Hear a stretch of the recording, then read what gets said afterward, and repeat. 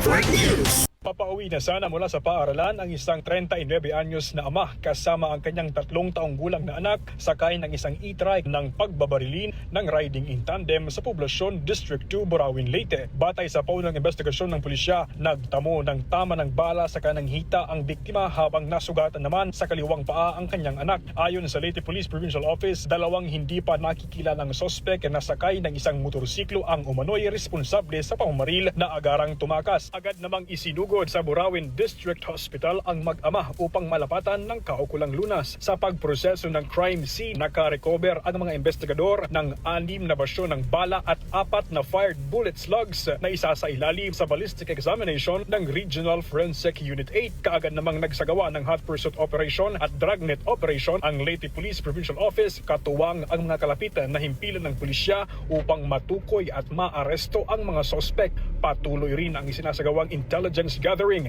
witness development at pagproseso ng mga ebidensya upang matukoy ang motibo ng pamamaril. Kinundi na naman ng Leyte Police Provincial Office ang insidente at tiniyak na patuloy ang isinasagawang investigasyon upang matukoy at mapanagot sa batas ang mga nasa likod ng pamamaril.